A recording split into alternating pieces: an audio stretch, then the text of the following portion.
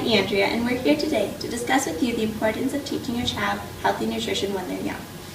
To begin, it's during this time of their life when the most growth is occurring, so they need nutrient-rich foods to help with growth. Their nutrition is directly related to all aspects of their growth development, which affects their health as adults. It is during these early years when kids get their first choices of food. They don't know enough when they're young to simply make decisions on their own. But if you teach them good nutrition, it'll lead to a better quality of life, they'll feel better, and partake in life with more enjoyment. The habits that are started young will continue through life. 1 in 3 elementary school children are obese. Do you want your child to go through life without knowing how to be healthy and to end up as that 1 in 3? This is a map of everywhere in the United States. The darker the color, the more obesity there is in children. It's important that you are aware of this and you know how to fix it, which we'll teach you throughout this presentation. Not only does nutrition help them physically, but it also helps their mental capacity.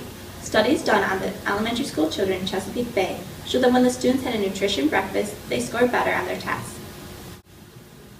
1 in every 25 girls will have an eating disorder throughout their life. 2.7% of that starts when the kids are young. So not only do your children have problems with obesity, but they also could be on the opposite end of the spectrum with anorexia or bulimia. According to Kay Simpson, a registered dietitian in the Grand Rapids area, it's important to teach good nutritional habits to a child because childhood eating habits carry forward into adulthood and can greatly impact health. Bad habits are very hard to change, and at some points parents will have to trust their child to make their own eating decisions, and your child will carry with them the habits, attitudes, and expectations about eating that they have learned from their parents. That's why nutrition is important to be taught. Next, Mitchell will discuss with you the problems we have today with childhood nutrition. Well, hello. My name is Mitchell Salhaney, and I'm a junior here at Bloomfield Hills High School. As you heard before, we are here to talk to you about your children's nutrition and the national average amongst elementary schools kids. First of all, lack of good nutrition and undernutrition in kids from the ages of 0 to 8 has a devastating effect to their behavioral development and also their cognitive development. The way that your children develop is directly related to the foods they eat at such a young age right now. Also, if kids eat unhealthy at a young age, later on in life they are more likely to develop binge eating. Why not start promoting healthy foods to better their future? But once a child starts to put on a lot of weight, the child will not be able to keep up with physical exercise, like gym for example. Childhood is all about having fun and playing around with your friends. And all because your child was not given a healthy option at school or at the home is just destroying their childhood. Kids that are obese or heavy have a much greater chance of developing different diseases like type 2 diabetes, high blood pressure, and even congestive heart failure later on in life. But here are some ways to avoid all this. Your child should have at least 2 fruits and vegetables a day, or make sure they get them at lunch or buy them at lunch so they know that they should start eating healthy. Also, your kids should be playing inside or outside for at least 60 minutes with their friends. 1, it will be better for their health, and they're having fun while they're doing it. Physical activity is great for your kids, and it boosts your metabolism also. Now, here is Shane or Perlin to talk about eating and how you can encourage new habits and eating nutrition. Hi, I'm Shane Perlin, and I will be talking to you today about what your child should eat. We'll start off with the nutritional facts, such as calories. As you can see up here, for your boys 4 to 8, you're going to want 2,000 calories, and for your girls, 1,800.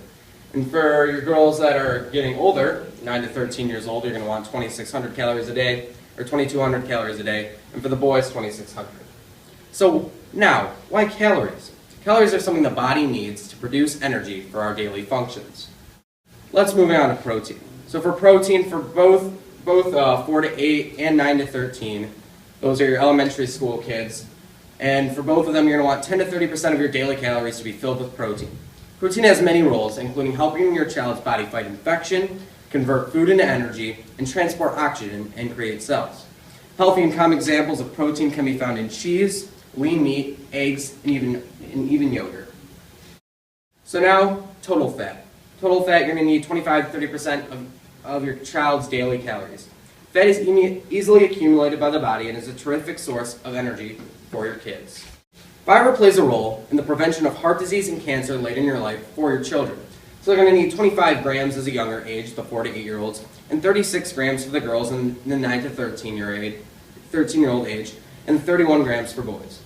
So as I was saying, fiber also plays an essential role in bowel regulatory. According to Pediasure, there are many sources of excellent fiber out there, including fresh foods, whole wheat pancakes, pasta, breads, bagels, and waffles, brown rice, and you can even use berries and almonds to top off yogurt or ice cream. Your kids need carbohydrates, 45 to 65% of their daily calories. They are easily the most vital source of energy for every child's body. They allow for fat and proteins to restore and construct tissue in their bodies. Examples are whole grain cereals, brown rice, whole grain breads, fruits, vegetables, and low-fat dairy, according to kidshealth.org. Calcium plays a significant role in the creation of the teeth and the bones that make up your children. In addition, it helps with blood clotting and nerve, heart, and muscle function. So according to kidshealth.org, your kids don't want to be missing out on calcium, and ways to make sure they don't miss their daily dose. So make sure they get milk, American cheese, cheddar cheese, yogurt, white beans, ice cream, almonds, cooked broccoli, and much, much more. So now we're going to be moving on to your 5 major food groups that include grains, vegetables, fruits, milk, dairy, and beans. So let's try out the first one, grains.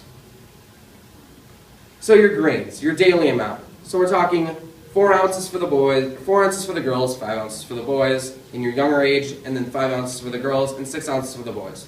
So let's talk about how much this actually is. We're talking around 1 slice of bread, 1 cup of cereal, or 1/3 cup of cooked pasta and rice. Those all individually equivalent to an ounce.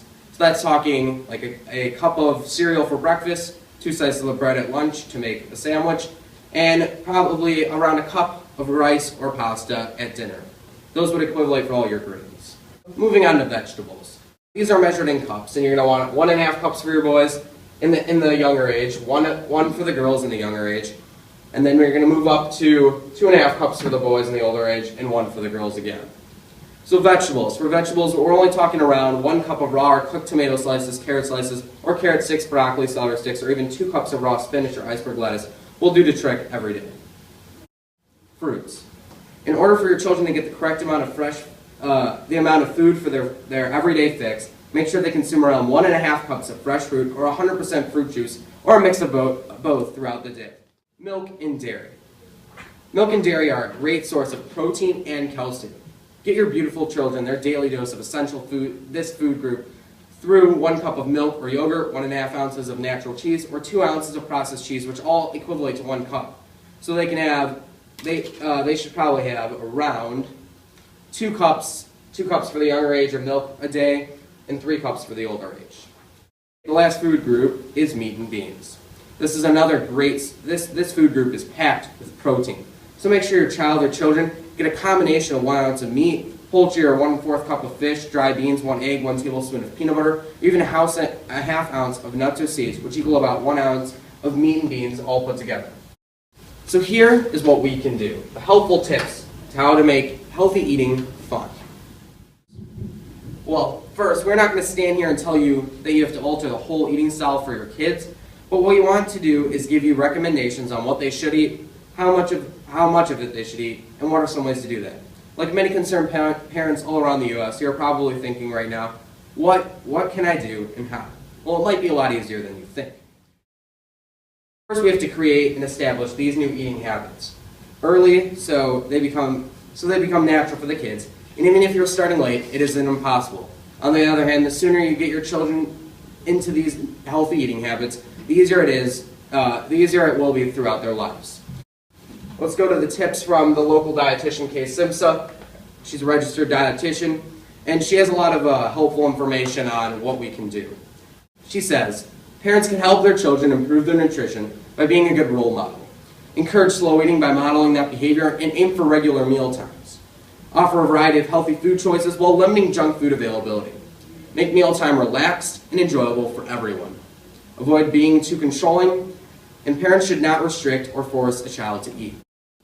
Why exercise? Well, the American Psychological Association states that children who exercise and have a healthy diet do better academically, feel better about themselves, and avoid anxiety and depression. Kids Health Organization recommends that children engage in 1 or more hours of exercise every day and can play basketball, bicycling, ice skating, inline skating, soccer, swimming, tennis, walking, jogging, running, and much, much more.